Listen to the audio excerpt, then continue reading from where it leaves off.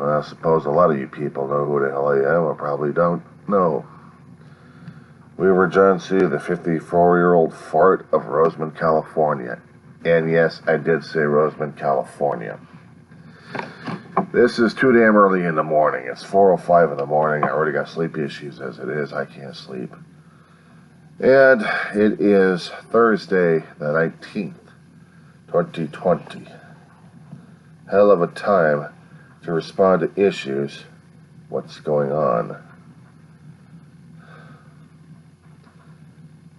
Let me just put this on the record.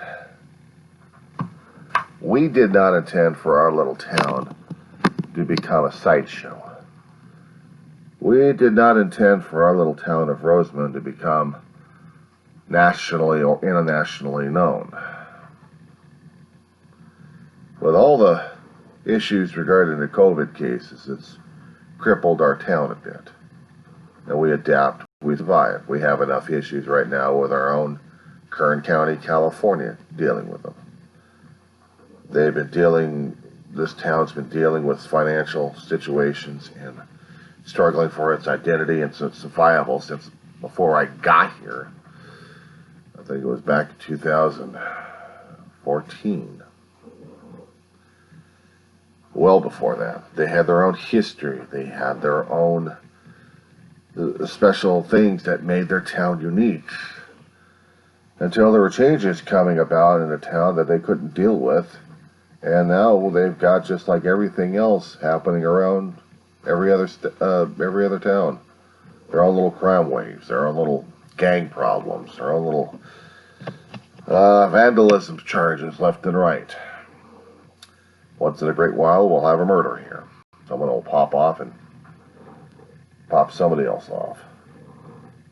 But when we have an international chase going on, or a local chase turning international news because of what's been happening these days, it's putting our town unease. They're already uneasy as it is, dealing with local issues. Now they got to deal with state, national, and international spotlight because we just got put on the national news. International news. A little speck of a town right next to Edwards Air Force Base, California. Edwards, known for its test flights and its test planes and its history going back as far as World War II and maybe earlier than that when it was called Muroc Field.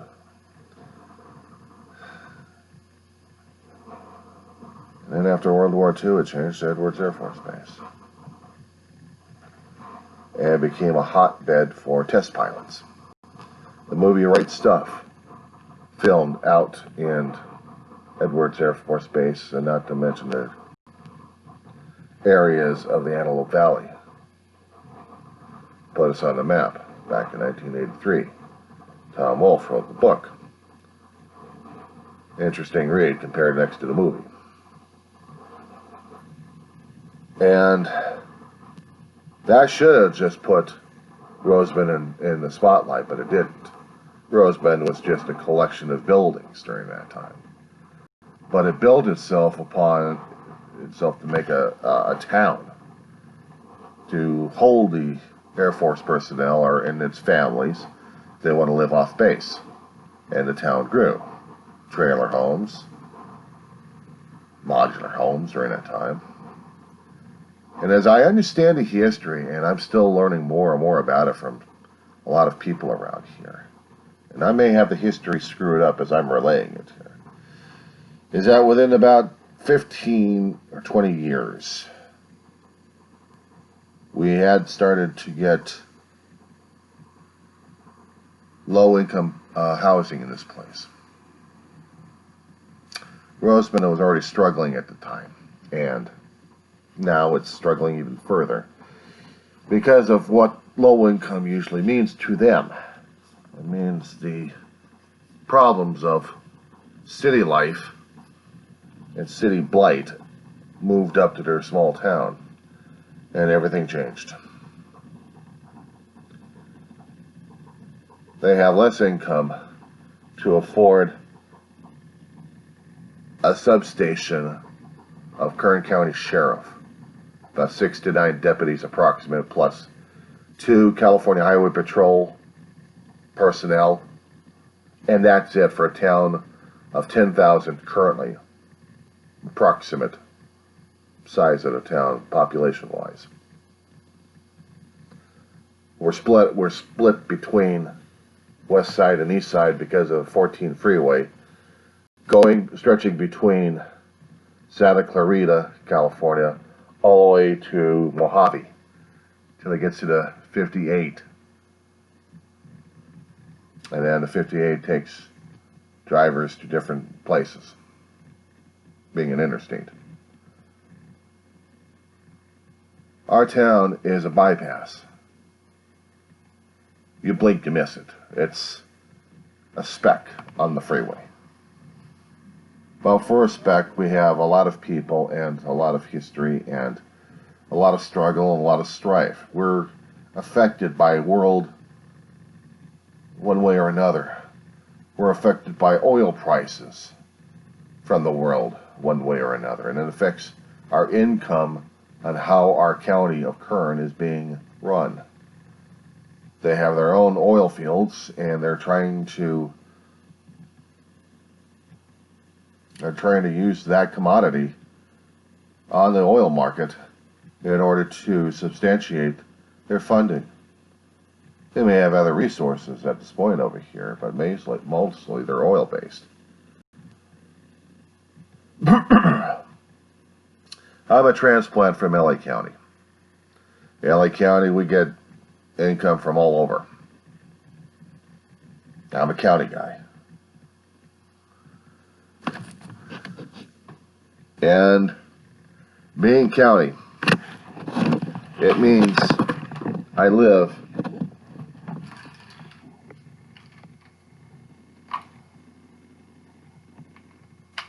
in the rural and the residential areas. I've lived out here in the LA County area for all my life, except for the past 15 years when I had to move out here with my family because we couldn't afford the rent in the San Fernando Valley, the most famous valley in the world. A lot of things happen in that place, good, bad, and indifferent. I can tell you about that one. But for the most part, we love our place. We love our home. As I said before, my family had to move out, and we moved to Rosamond. Well, let's see, I'll have to backtrack. I know we moved to Antelope Valley, PALMDALE, Lancaster, and the remaining of my family, my brother and me, moved out to Rosamond for cheap rent. We're going to be owning a mobile home. Got scammed out of that one. We got helped into public housing over here by help of Salvation Army and a veterans group. So we're doing okay on that. We had been for a while. My brother passed away a couple of years ago. I'm the only one left in the apartment. And it's an apartment right next to the airbase. I like listening to the jets out here when they start booming the living crap out of the place, because it reminds me of what I used to have. Air traffic. What I'm not used to is the peace and quiet on some occasions. We get our occasional fire engines, we get our occasional ambulances over here. Not much when it comes down for sheriffs, except before they got a smaller situation. Which brings me to the situation what happened yesterday, on the 17th of June, on a Wednesday. The case of Robert Fuller became international news, especially when he got hung in Palmdale, California, right outside of City Hall in a square area. And the Sheriff's Department are still investigating that. It's not conclusive yet. What is important to note that a half-brother of Mr. Fuller was under the radar of the LA County Sheriff's Department. And they decided, I don't know, by hook or by crook, something or someone decided to bring the problems over to Rosamond, California, because the next thing we know, there was a pursuit happening. A gentleman was pulled over, blocks away from home, and there was a firefight. An officer was hit or injured, and he called out for the cavalry, which brought out Palmdale, Lancaster, and what was left of Kern we had out here, and ships, California Highway Patrol, to an area where we are. Give me 1 second. Sorry about the pause there. I had to take care of it. A little bit of a personal situation here. Suffice it to say, is that the issues of, well, the racial issues have infiltrated our town. We've already had them. Actually, we still have them here. We've had protests concerning about Black Lives Matter, at least once or twice. Not made publicly, but just protests regarding it. Little gatherings. They were supposed to be having another gathering either today or this weekend in our town to show the world, to show the town that we have public support. Of course, our town is divided politically at this point, along many lines. Because of the diversity that the town has been increasingly receiving over the past 30 or 40 years, and maybe longer than that, the town's identity is somewhat construed or stretched thin, shall we say. They don't know what the hell they're making of themselves anymore. But we do know that people consider themselves part of the town and feel okay with it. Other people are just not quite convinced about their town being pure Rosamond or not. Define pure these days. When you come from a big city life, from a county area, moving into another county, it's a strange environment. When you grow up in the environment, you become normalized in the thing, but still ostracized. I'm just a transplant. But as far as I'm seeing as a transplant through the eyes of one, the town still has a long way to go and grow, and it doesn't like the way it's growing. Especially when we have the international light shined upon us just for a brief moment.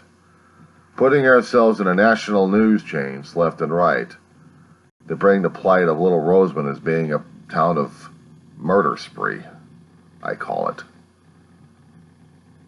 We didn't ask for it. We didn't want it in the first place. But we sure as hell got it. We're a town trying to struggle with our own identity. We need more resources coming in here. We need more businesses coming in here. We thought that maybe Walmart would have been interested, or a few other major brick and mortars. Because of the COVID scare right now and the financial situations we got, online sales being more and more popular these days, it seems the brick and mortars are going to be almost a thing in the past, and the mom and pops are struggling like crazy just to survive. They're still struggling to survive in this place. We lost a few businesses.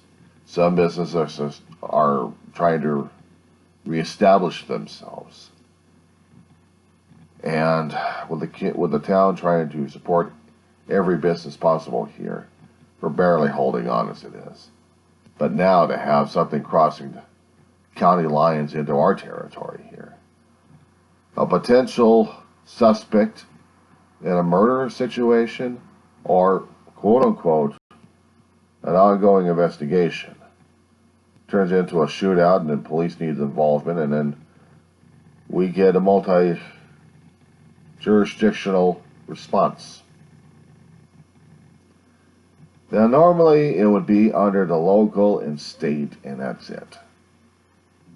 Somehow the nationals thought that picking up small Rosamond here and putting it onto the national spotlight would be a little bit of a human interest story, because it's connected now. We're unfortunately connected to a larger issue than we realized. We understand in our town that, well, if we're going to use that terminology, all lives matter. But it starts with the Black Lives Matter at this point over here, because we got to start at a point. There's still a debate in the town of Rosamond regarding which lives matter the most.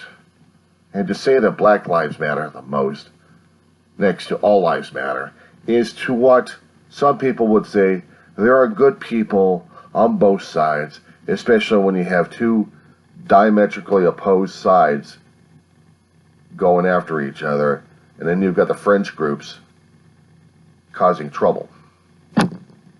I'm not trying to do a gang sign. I am trying to demonstrate with my fingers of potential that we've got going on right now. Use the thumbs. Diametrically opposed sides, but then the extreme fringes going after each other. And no, I'm not trying to make a shooting sign. However, it does look like a goalpost. But I'm trying to make a visual point, is that we have that going on in our town. We have the butting heads. We have the conflicting viewpoints going on right now.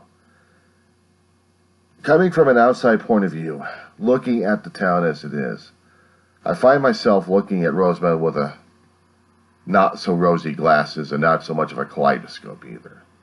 I am looking at it from different points of view. I am trying to gauge on the social media where this town is coming from, not to mention keeping my ears open and listening to people around me talk.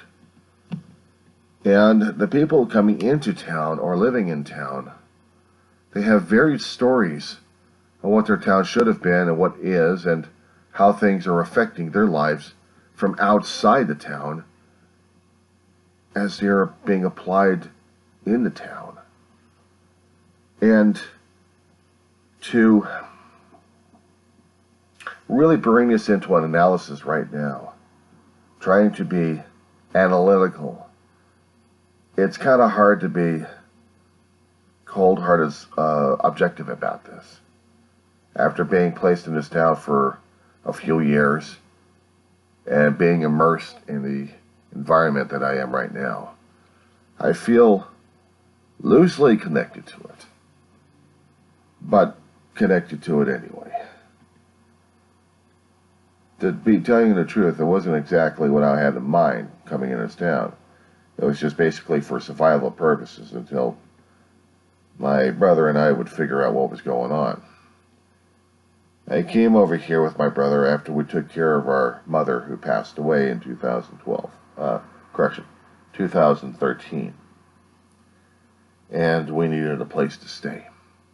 We came from Lancaster, and we moved over to here because we found available housing here in the form of a trailer home. We thought we could do a trailer home instead of an apartment. We should have stuck with the apartment. But even the apartments out here had a bit of a waiting list, and the trailer home didn't, so we took advantage of it, and we got taken advantage by the park manager and a leasing agent at the time, back in 2013. So we got evicted, homeless for about a month. And as I said before, we got moved into this apartment complex right next to Edwards Air Force Base. And into a community that still is evolving in this place.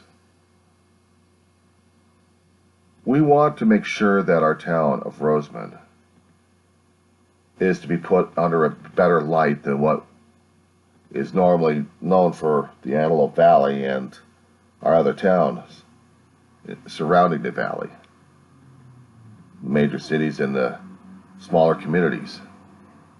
We want to make sure that Rosamond has its own values, has its own light that it wants to shine to the world.